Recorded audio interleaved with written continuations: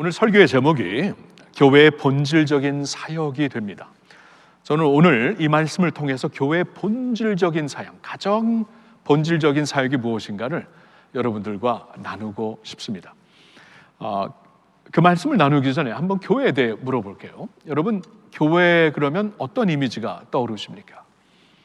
세상 사람들에게는 교회 그러면은 아마도 이렇게 기독교인들이 모이는 장소 정도로 교회를 떠올리겠죠.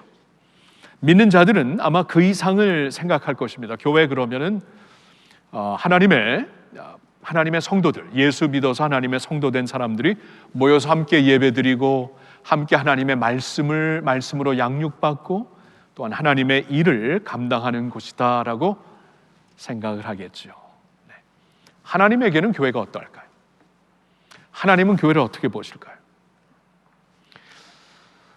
저는 그 성경을 쭉 묵상하면서 하나님은 교회를 이렇게 보실 거다라고 마음에 확신을 하게 됩니다. 그것은 바로 하나님은 자신의 교회를 자신의 모든 것으로 보실 것이다. 자신의 모든 것으로 보실 것이다. 제가 이렇게 엄청난 말을 어떻게 말할 수 있는 것일까?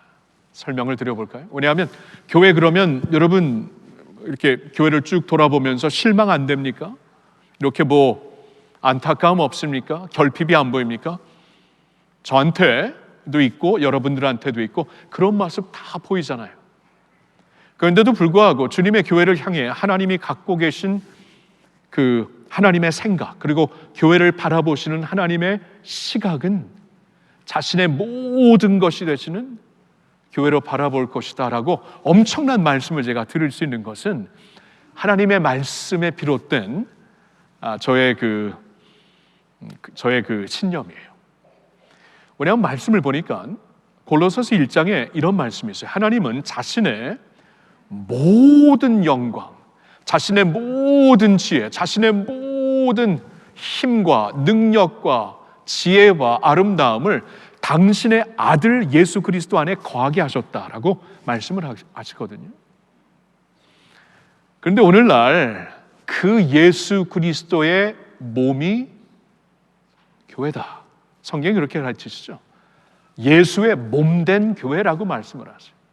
그러나 하나님은 자신의 모든 영광과 지혜와 능력과 그 아름다움을 예수 안에 거하게 하시고 오늘날 그 예수의 몸된 교회로 이 세상에 세워주셨으니까 하나님이 예수에게 자신의 모든 것을 부으신 것처럼 자신의 교회에게 자신의 모든 것을 부으시지 않았겠습니까? 예수님의 몸된 교회라고 하는데, 그러니까 우리의 눈에는 참 부족함이 많이 보이고 안타까움도 많이 보이고 다른 사람 볼 필요 없어요. 나 자신을 보니까 얼마나 결핍이 보입니까? 그런데도 불구하고 하나님은 교회를 예수님의 몸된 교회로 보신다. 하나님은 교회를 자신의 그 영광 그 자체로 보신다. 라는 하나님의 말씀에 비롯된 가르침이 있어요. 저는 이걸 생각할 때마다 너무나 가슴이 떨리고 벅차고 막 감격스러운 거 있죠. 교회를 섬기는 목사이기 때문에 더 그런 것 같아요. 주님의 몸된 교회를 섬기고 있는데 자신의 교회를 가리켜서 자신의 모든 것이라고 말씀하시는 그 하나님의 마음을 묵상할 때 얼마나 가슴이 떨리고 벅찬지 모르겠어요. 다시 말씀드리지만 제 눈에도 여러분 눈에도 실망스러운 거 많이 보여요. 아픔이 있습니다. 결핍이 있습니다. 실망이 있습니다. 근데 하나님이 그걸 넘어 보신다라고 말씀을 하시는 거예요. 자, 그래서 우리가 진정 주님의 교회라면은 꼭 붙잡아야 되는 것 하나가 있어요. 그게 바로 이제 오늘 설교를 통해 말씀드리고 싶은 교회의 본질적인 사역입니다. 그러니까 교회의 본질적인 사역을 붙잡으면은 하나님이 그 본질 위에, 그 토대 위에 자신의 교회를 세워가시거든요. 우리가 우리의 힘으로 우리의 자원을 교회를 세우겠다고 하면은 그렇게 영광스러운 교회 못 됩니다.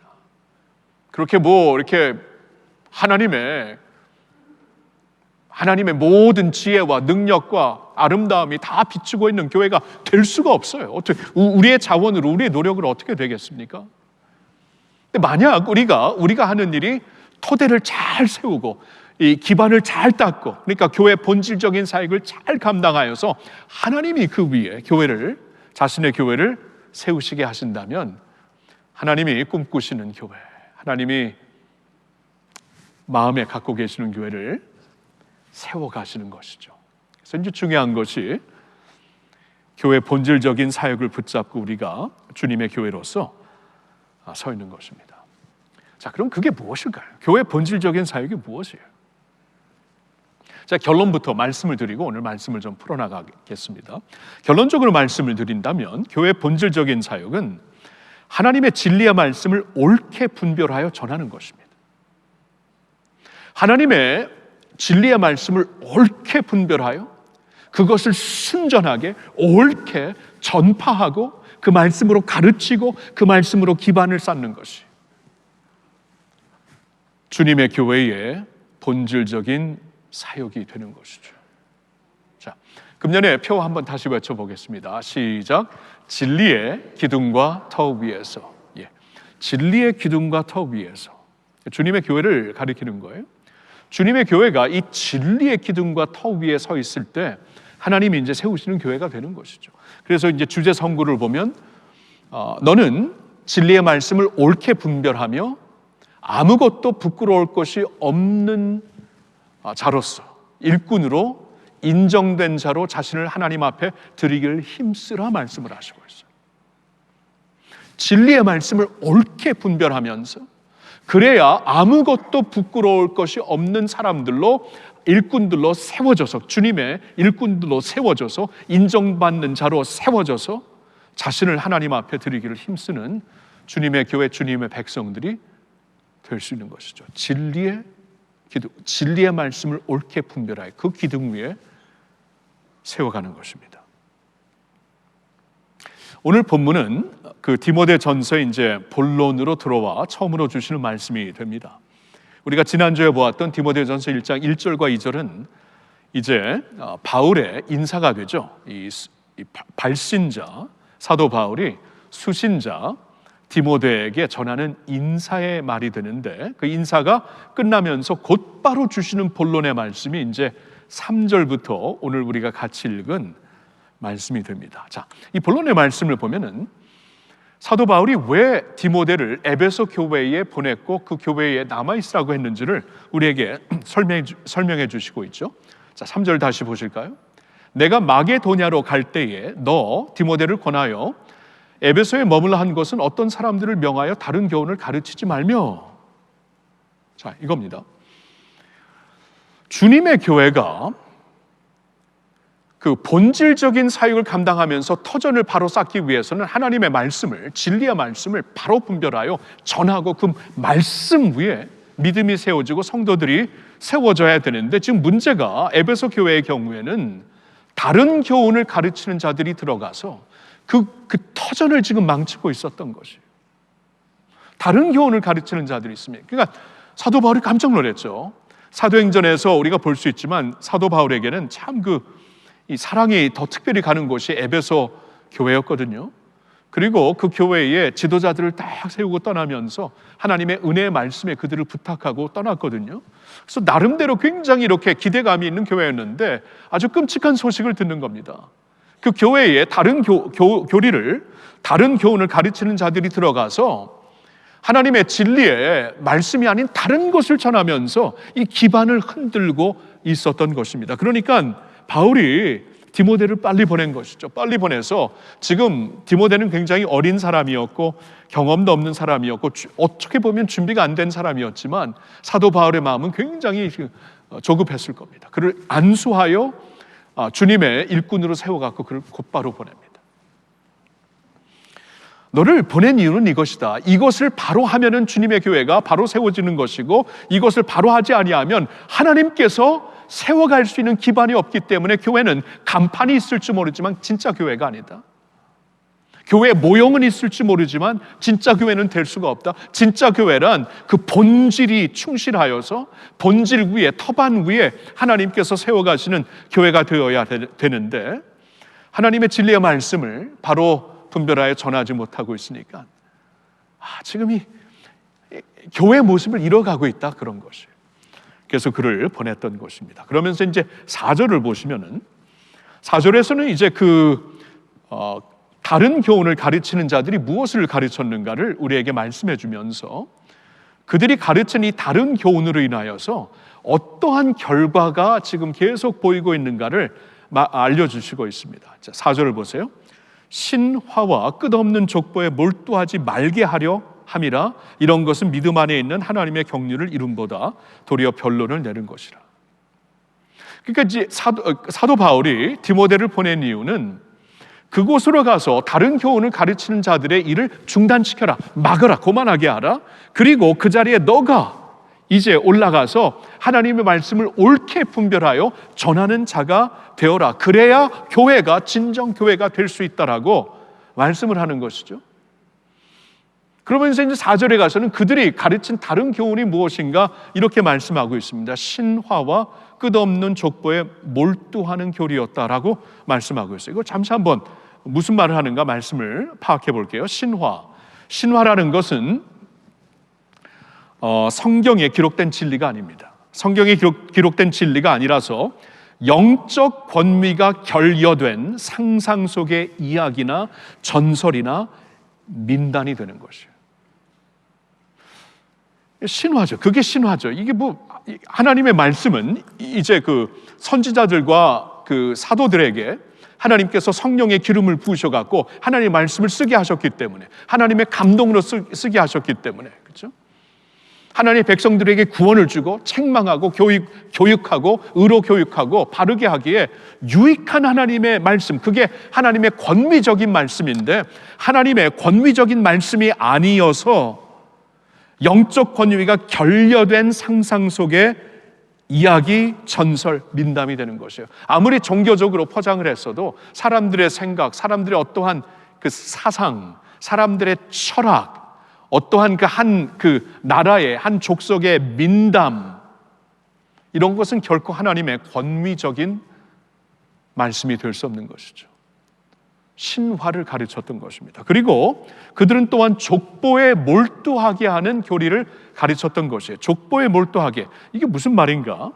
7절과 연결해서 보면은 이 다른 교훈을 가르치는 자들은 분명 유대교에 속한 스승들이었어요. 자칭 유대교 스승들이었습니다. 율법을 가르치는 자들이었는데, 그러니까 구약 성경을 갖고 막 이제 파고드는 사람들이었는데 그 중에 하나가 족보. 이게 구약에 보면 믿음의 선진들의 족보가 쫙 이름들이 있죠. 그 족보를 하나씩 이름을 따져가면서 전에 듣지도 못했던 아주 판타스틱한 이렇게 전혀 이렇게 상상을 가지고 전하는 말씀을 하게 한 것이에요. 그러니까 유대인 족장들의 긴 목록에 집착하면서 유대 민족의 우월한 권위나 영적 지위를 확립하려고 전했던 교리 같은 것을 우리가 생각할 수 있습니다. 이런 것을 전했던 것이에요. 그렇죠? 막 상상의 날개를 펼치면서 말입니다. 그러면서 사도 바울이 무슨 말을 하냐면은 이러한 신화와 끝없는 족보, 오늘날로 말하면은 사람들의 사상과 사람들의 철학과 사람들의 어떠한 생각과 어떠한 바이어스, 치우침을 가지고 그걸 이제 하나님의 말씀과 종교로 이렇게 포장시켜서, 같이 포장시켜서 전하는 것이 되겠죠. 자신의 생각, 자신의 어떠한 견해, 자신의 어떠한 철학, 자신의 어떠한 성향이 담겨 있는 것을 가지고 하나님의 말씀을 같이 연결시켜서 포장시켜갖고 종교적으로 가르치는 것이 되겠죠. 이런 것이 전해질 때 2000년 전이나 오늘이나 어떤 결과가 나타나냐 하면은 변론이 나타납니다. 여기 그렇게 말씀하고 있죠. 4절에 도리어 변론을 내린 것이다.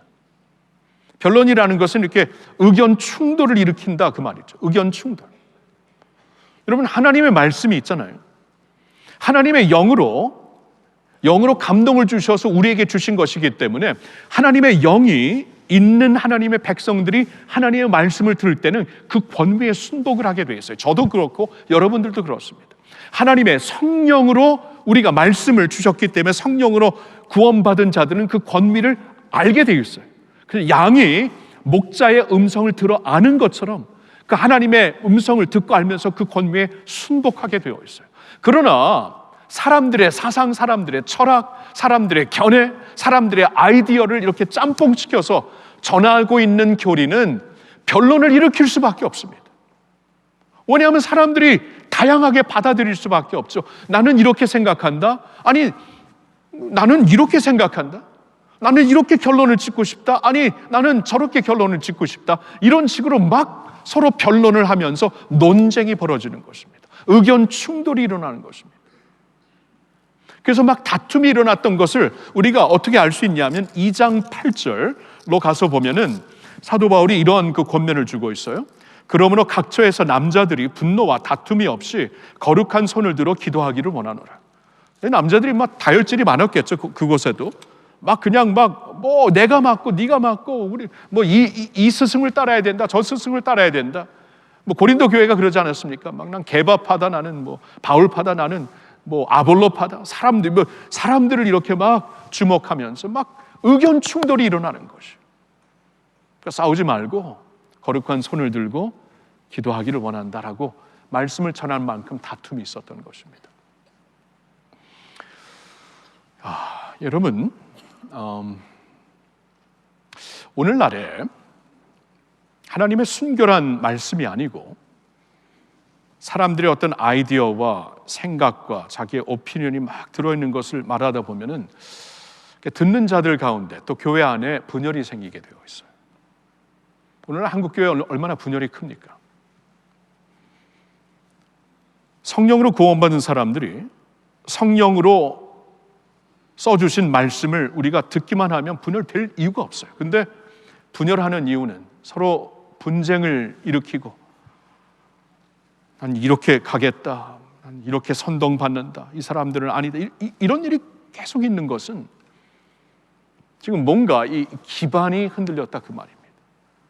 주님의 교회의 본질적인 사역인 말씀의 진리의 말씀을 올바로 분별하여 전하는 일이 지금 훼손되었다 그 말씀이에요. 그런 결과가 일어나고 대신 하나님의 말씀을 옳게 분별하여 옳게 전하게 되면 어떤 결과가 일어나는가? 오늘 본문의 말씀을 보면 이렇게 말씀하고 있어요. 하나님의 경륜이 이루어진다. 자, 4절을 다시 봅니다. 신하와 끝없는 족보에 몰두하지 말게 하려 함이라. 이런 것은 믿음 안에 있는 하나님의 경륜을 이름보다 도리어 변론을 내는 것이다. 그러니까 하나님의 말씀을 올바로 깨닫고 올바로 전하고 올바로 받아들이면은 변론, 논쟁이 일어나는 것이 아니라 하나님의 경륜이 이루어진다. 자, 이게 무슨 말인가? 하나님의 경륜이 이루어진다. 이 경륜이라는 말이 원어로 보면 오이코노미아로 나와 있어요. 오이코노미아. 이코노미라고 이제 영어로 그 말이 거기서 나왔는데, 이 말은 그 오이코스, 이 집을 운영하는 방법, 운영하는 계획을 가리킬 때 쓰는 말입니다. 그러니까 하나님의 오이코노미아, 하나님의 경륜이라는 것은 하나님께서 당신의 사역을 펼치시기 위해 섭리로 운영하시는 하나님의 계획, 하나님의 계획을 가리켜요. 하나님의 계획의 운영을 가리키는 것이 하나님의 경륜입니다. 아, 그런 것이구나. 그렇다면은 이제 저는 오늘 이 말씀을 이렇게 좀 이어가면서 결론을 짓고 싶어요. 이게 주님의 교회에게 허락하신 본질적인 사역이라면, 이 본질적인 사역을 통해서 하나님의 은혜의 경륜이 우리 가운데, 우리의 삶 가운데, 또 교회 안에 하나님의 역사로 나타나는 것이라면, 이 중요한 것이 우리가 이제 계속 이제 말씀을 듣고 있잖아요. 말씀을 듣고 있고, 그리고 이제 뭐 인터넷을 통해, 요사이는 얼마나 다양한 말씀이 있습니까? 인터넷을 통해 정보를 많이 얻게 되니까 좋은 면도 있지만 안 좋은 면도 있어요. 정보를 많이 접하고 인터넷을 통해 여러 가지 설교를 들으면서 막 선동도 되고 마음이 막 이렇게 뜨거웠다.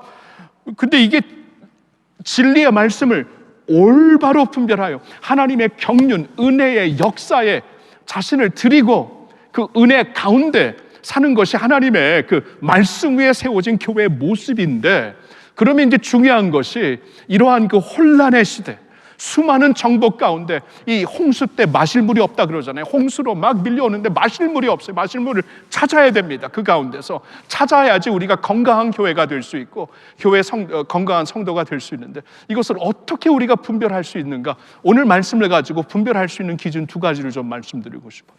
첫째는 이겁니다. 진리의 말씀을 옳게 전하는 교회는 사람이 아니라 예수님을 주목하게 합니다. 사람이 아니라 예수님을 주목하게. 그러니까 여러분들이 이제 말씀을 들을 때 있잖아요.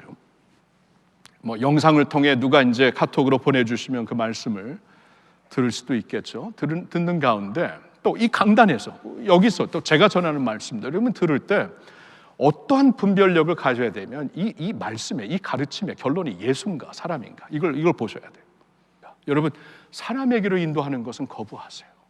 거부하셔도 됩니다. 충분히 돼요. 그런 말씀 안 들어도 돼요. 사람에게 인도하는 것은 예수님께로 인도하는 말씀을 듣고 그 말씀으로 충만하시기를 예수님의 이름으로 축원합니다. 한 가지 더 말씀드려요. 이렇게 분별하셔야 돼요. 두 번째로는 진리의 말씀을 옳게 전하는 교회는 분쟁, 비판이 아니라 사랑을 선택하게 한다. 사랑으로 우리를 인도한다. 이 말씀입니다. 사랑으로. 자, 오늘 본문 말씀 5절을 보실까요? 4절에서는 이제 그 예수 안에서 하나님의 은혜의 경륜에 대해 말씀하시며, 곧 이어지는 5절에서는 이 교훈의 목적은, 그러니까 이제 하나님께서 당신의 말씀 진리를 통해 또 전해주실 선지자들을 통해, 사도들을 통해 전해주시고 신실한 주의 종들을 통해 전해주실 교훈의 목적이 무엇인가? 이 목적으로 가는 것이 진짜다, 그 말이죠. 뭐예요? 청결한 마음과 선한 양심과 거짓이 없는 믿음에서 나오는 사랑이거늘, 사랑이다 말씀하고요. 사랑이다. 이게 하나님의 말씀의 결론이다, 그 말이에요. 하나님이 어떤 분이십니까? 이 계명을 주시고 말씀을 주신 하나님이 어떤 분이세요? 하나님은 사랑이시다. 성경이 그렇게 그냥 목이 나가도록 계속 선포하죠. 하나님은 사랑이시다. 하나님의 세상을 이처럼 사랑하사 독생자를 주셨어요. 누구든지 그를 믿는 자마다 멸망하지 않고 영생을 얻게 하려 하는 것이다. 하나님은 사랑이다. 우리가 그를 사랑한 게 아니라 하나님이 우리를 먼저 사랑하셨다. 그런 하나님이 주시는 말씀, 주신 계명, 주신 교훈이라면 그 교훈을 통해 우리를 사랑으로 이끌 수밖에 없는 거예요. 여러분, 그래서 이 기준으로 분별하셔야 돼요. 이 말씀이 우리를 사랑으로 인도하는 거예요. 이 말씀을 통해 나로 하여금 사랑을 선택하게 하는 거예요. 사랑을 할 수 있도록 인도하는 거예요. 힘을 주고 있는 거예요. 그 말씀이에요. 여러분들과 함께 주님의 교회를 이렇게 세워갈 수 있다는 것은 너무나 큰 특권입니다. 하나님이 교회를 향해 말씀하시죠. 나의 모든 것이다. 나의 모든 것이다. 하나님에게 우리가 보는 눈과 달라요. 하나님이 보시는 게.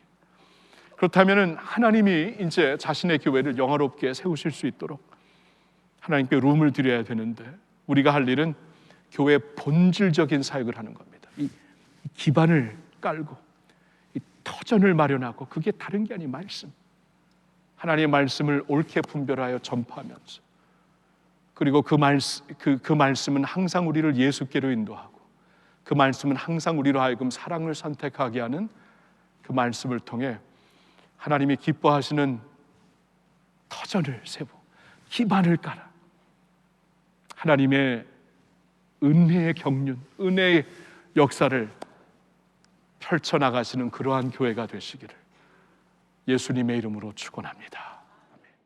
아멘.